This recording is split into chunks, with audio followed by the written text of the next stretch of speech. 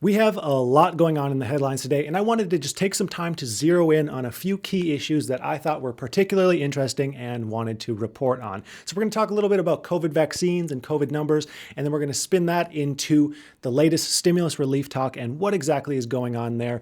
And we just have some real interesting things to cover. There's not going to be any GameStop stock updates in this video, though. I posted another video that covers all the craziness going on in the stock market right now. It's pretty interesting. You should check that out after this update. So starting with COVID news, the US has more than 25.6 million confirmed cases of coronavirus and more than 430,000 deaths, according to Johns Hopkins University. New cases of the coronavirus, though, have dropped 35% from the January 11th peak numbers. And the average daily cases have fallen from 249,000 to 162,000. It would be nice to see more headlines toting this progress and just kind of celebrating the good news. I really haven't seen much of that. These stats are also echoed with hospitalization numbers as well, those numbers dropping from 130,000 to 107,000. This is, of course, great news, but Dr. Anthony Fauci warns that these results may just be from a natural peaking and plateauing after the holiday season. But I would like to think that this is just a sign that we're slowly getting out of this mess. Health experts also warn that it's more important now than ever to push for vaccines and cures and prevention of the virus. And there's also a new strain of COVID known as B1351 from South Africa that's reached the US with 2 confirmed cases being reported on Thursday. Health experts say that this variant is particularly concerning given that in addition to being more contagious, early studies have shown some reduction in antibody response from the vaccines in this variant. I'm not here to scare you, but there's 2 people got it so far.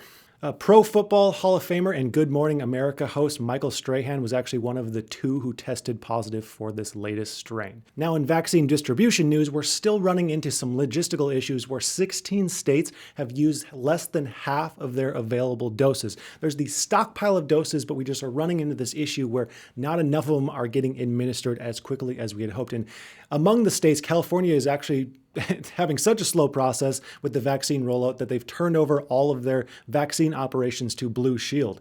And remember, the Biden administration vowed that drug companies would make enough vaccines to immunize 300 million Americans by the end of summer. So we're going to have to figure out these logistical issues sooner than later. Also, reports from the CDC say that 47.2 million doses have been shipped to states and nursing homes, and only 24.6 million have actually been administered. The senior advisor to the White House COVID-19 response team said that fixes are in the works, and the federal government is set to ship 10 million doses per week to states over the next 3 weeks. But of course, let's get these darn things administered to the people who want them.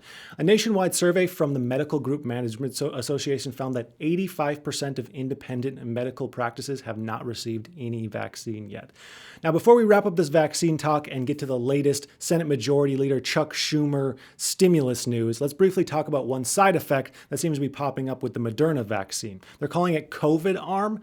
Doctors warn that it's actually nothing serious, but it can be irritating and kind of annoying and just raises fear of getting the second shots.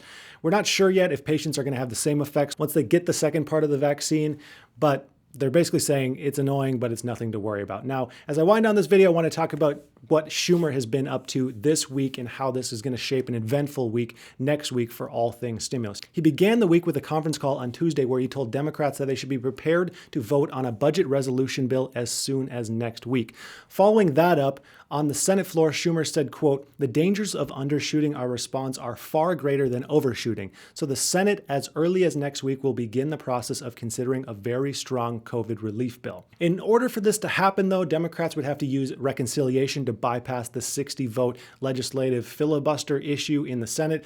They appear to be poised to try and make this thing work, but of course, there are some battles that need to be fought in order to even make budget reconciliation a reality on the floor. So next week is going to be an interesting week indeed. So that's going to do it for today's video. I would just like to thank you for watching, and I hope you have a profitable day.